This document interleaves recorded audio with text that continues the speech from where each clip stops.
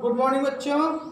कक्षा 10 भौतिक विज्ञान 5वें भाग में आज आपको हम रेखीय आवर्धन के विषय में बताने जा रहे हैं। रेखीय आवर्धन क्या होता है, दर्पण के रेखीय आवर्धन से आप क्या समझते हैं, यह आपका प्रश्न बनता है। तो दर्पण का रेखीय आवर्धन देख लेते हैं क्या होता है।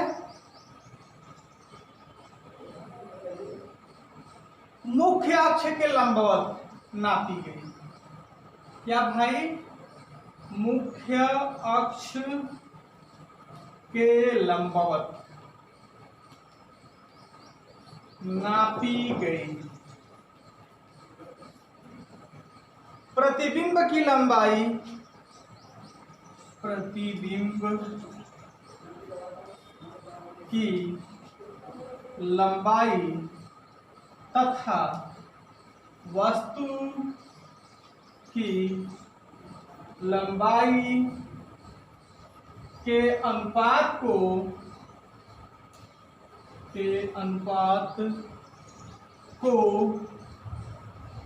रेखीय आवर्धन कहते हैं।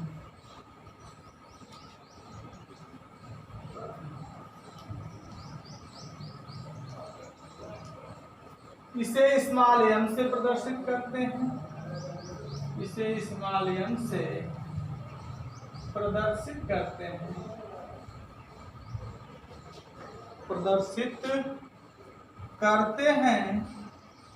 Small m is equal to I बटे में ओ। आई का मतलब होता है इमेज, ओ का मतलब होता है ऑब्जेक्ट। इमेज माने होता है प्रतिबिंब, ऑब्जेक्ट माने होता है वस्तु। इसके बाद यदि आप इसको फिगर के माध्यम से समझना चाहें या दूसरे पदों में UV के पदों में समझना चाहें तो m इज इक्वल टू होता है -v बटा में। यह हो गया रेखीय आवर्धन का सूत्र। आपको निगमन नहीं पढ़ना है, केवल सूत्र ही पढ़ना है। जितना से काम है उतना हम देख लेते हैं। अब इस पर सवाल आपसे पूछा जा सकता है।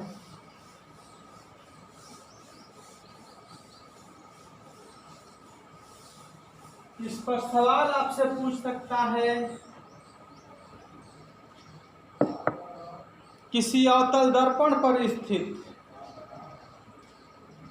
किसी अवतल दर्पण पर स्थित किसी 3 सेंटीमीटर वस्तु का प्रतिबिंब 6 सेंटीमीटर ऊंचा बनता है तो उसका आवर्धन क्या होगा।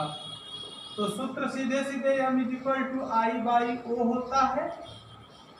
किसी अवतल दर्पण पर स्थित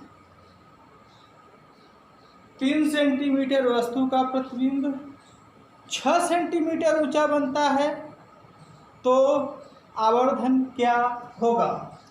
I इज इक्वल टू -6 दे रहा है, O इज इक्वल टू 3 है। -6 इसलिए भाई निर्देशांक ज्यामिति की चिन्ह परिपाटी बताए हैं।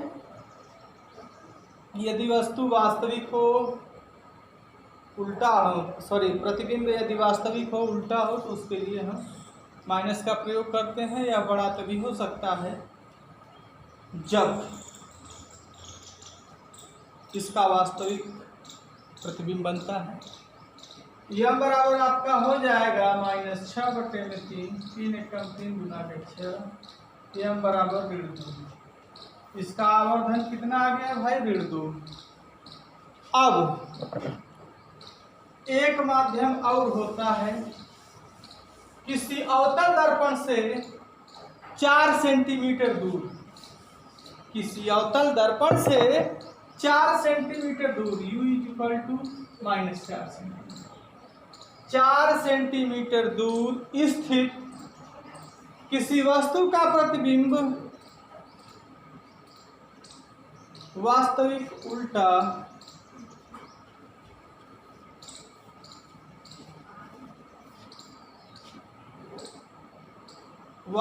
उल्टा तथा दर्पण से 8 सेंटीमीटर की दूरी पर या 12 सेंटीमीटर की दूरी पर बनता है तो उसका रेखीय आवर्धन ज्ञात कीजिए। उसके लिए v बराबर माइनस मान लीजिए 12 सेंटीमीटर है। उस परिस्थिति में आप सूत्र लगाओगे, m इज इक्वल टू होता है -v बटा में u। चिन्ह सहित लिखेंगे भाई, माइनस ही है -12 बटे में -4, माइनस से माइनस प्लस हो गया, 4 एकम 4 3 12 बराबर 3 है। m is equal to -3। यह आपके रेखीय आवर्धन पर आधारित कुछ सवाल हो गए। इसे आप किताब की सहायता से भी देख सकते हैं।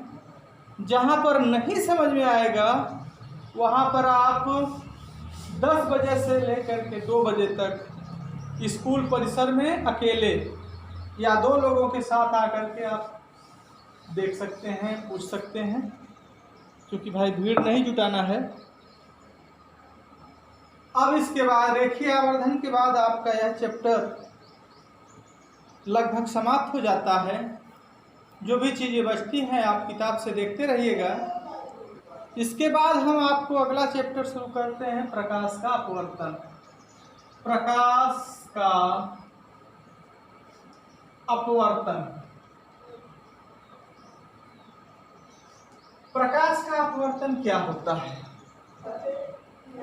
जब प्रकाश एक माध्यम से दूसरे माध्यम में प्रवेश करता है, जब प्रकाश की किरणें एक माध्यम से दूसरे माध्यम में प्रवेश करती हैं तो वे अपने पथ से विचलित हो जाती हैं, जिसे हम प्रकाश का अपवर्तन कहते हैं।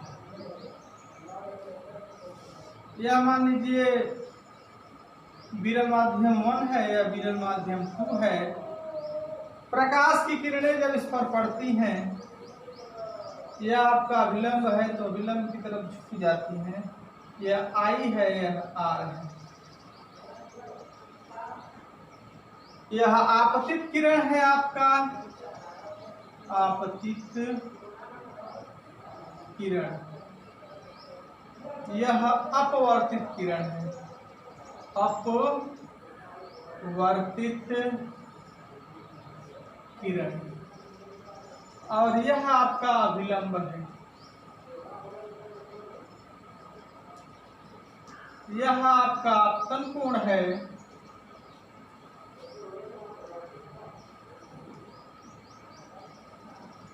यह अपवर्तन कोण है।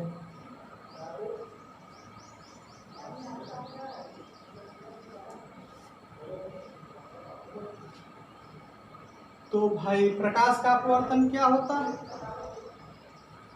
जब प्रकाश की किरणें एक पारदर्शी माध्यम से दूसरे के पारदर्शी माध्यम में प्रवेश करती है तो अपने मार्ग से विचलित हो जाती हैं, जिसे हम प्रकाश का अपवर्तन कहते हैं। इसके बाद प्रकाश के अपवर्तन के 2 नियम होते हैं। जिस प्रकार से प्रकाश के परावर्तन के 2 नियम होते हैं, उसी प्रकार से प्रकाश के अपवर्तन के भी 2 नियम होते हैं। नंबर एक नियम है आपका आपतित किरण अपवर्तित किरण तथा आपतन बिंदु। यह बिंदु है आपतन बिंदु। आपतित किरण, अपवर्तित किरण तथा आपतन बिंदु पर डाला गया अभिलंब तीनों एक ही तल में स्थित होते हैं। नंबर सेकेंड, आपतन कोण की ज्या तथा अपवर्तन कोण की ज्या का अनुपात एक नियतांक होता है। कहने का मतलब साइन I बटे sine R is equal to नियतांक। इसे स्नेल का नियम भी कहते हैं। इसे क्या कहते हैं भाई? इसे स्नेल का नियम भी कहते हैं। क्या होता है पहला नियम? आपतित किरण, अपवर्तित किरण तथा आपतन बिंदु पर डाला गया अभिलंब तीनों एक ही तल में होते हैं। किसी एक ही रंग के प्रकाश के लिए आपतन कोण की ज्या तथा अपवर्तन कोण की ज्या का अनुपात एक नियतांक होता है, जिसे हम स्नेल का नियम भी कहते हैं। इसके बाद और कल बताएंगे, कल के वीडियो में। आज के लिए बस इतना ही। धन्यवाद।